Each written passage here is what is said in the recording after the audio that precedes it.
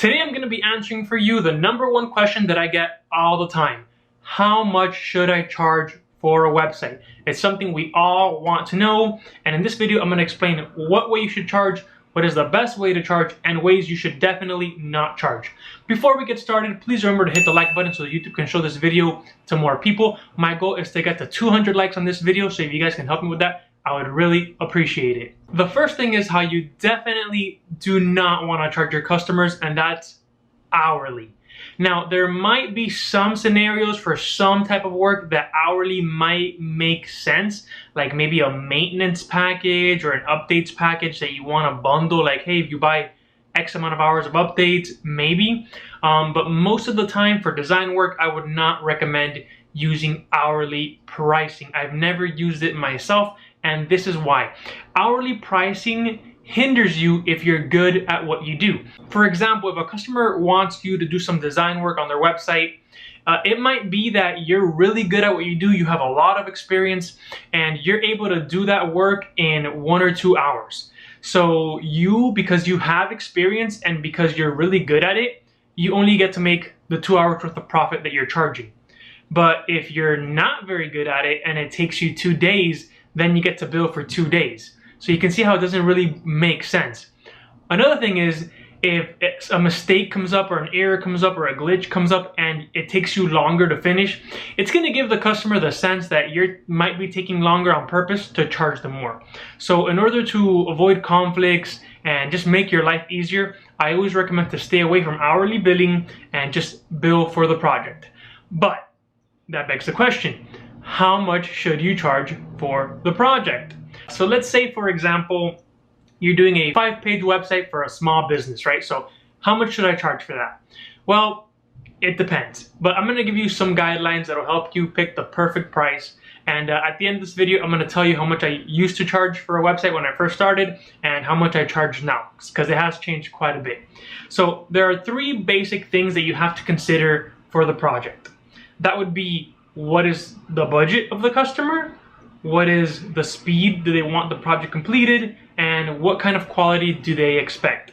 So for speed, do you have a few months to work on this project, or do they need it within the next couple of days? You might need to charge a rush fee for something like that. The next thing is, what is their budget? Is it somebody who is just starting and they tell you that they only have a couple of $100 to spend on their website? Or is it a big company with a large budget and maybe they have thousands of dollars to spend on the website? And last, what is going to be the quality of the work? Can they work with just a template, a pre-made template that you can edit really quickly? Or do they need a custom-made solution, maybe some custom code, maybe a lot of integrations, maybe a very specific design style that's going to take you a lot of time to build? These 3 things put together are going to help you identify how much you should charge for this project. If they want something that is good quality and done quickly, it's not going to be cheap. If they want something that's cheap and fast, it's probably not going to be a custom website. And if they want something that's good quality and cheap, you're probably not going to have it as a priority. It's going to be in the back burner and take the longest. You probably shouldn't even take those kinds of projects, because if they're lowballing you, they don't even value your work. So how do I price my customers right now? Well, I used value-based pricing. What does that mean? The website has a different value for different people. So let's say I'm making a simple informational 5-page website. Even if I'm doing the same amount of work, I can actually price this website differently depending on what customer is asking me for it. For example, if this customer is a small business, I know it might not have a lot of resources. So I know that if I tell them this is a $10,000 to $15,000 website, they're probably not going to be able to afford it, and I'm not going to get that client. So in this scenario, if I know it's a small business, I'll go lower on the budget and offer them a cheaper solution, like maybe a template website or something that is really quick and really easy to do. Now, if I know that the business is a larger enterprise, of course, even if it's the same informational 5-page website, I know they have a larger budget and I'm gonna price accordingly because the website is more valuable to them. To a small business, this website might only generate a few extra $100 a month of revenue, but to a large business, this website might generate thousands of dollars of revenue once it's online, and it's fair that I charge for the value that that website is providing. So what does this all mean? Well, let's say you have a small business and their budget is only $500. But you know that with a template, you can probably get that website done in 1 day. Just because it's cheap doesn't mean you shouldn't do it. If you take $500 and you divide it over 8 hours, let's say a full workday, that's $62 an hour. And a lot of people would kill to make $62 an hour. So I would not negate a job, even if it was a small job like this one. But if it's a large enterprise, and let's say it's a big company, they have a large building, you know, they have a large staff, and they can afford something more expensive.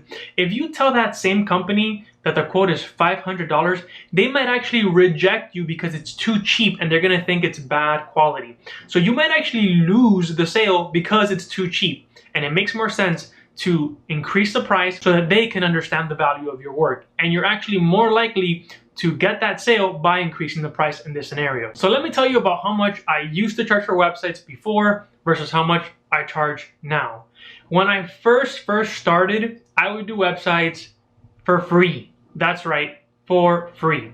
So pretty much when I just had begun, I reached out to all my friends and family, everybody who I knew who owned a business or knew somebody who owned a business, and told them, hey, listen, I'm starting this company. I need to build out my portfolio. If they don't have a website, you know, they can pay for the domain and hosting. I'll make them a website for free. And a lot of the times I would make their website for free. And then, you know, they would give me some money just as a thanks, but I wasn't really charging them a specific price. And this is because I was just starting and I needed a portfolio.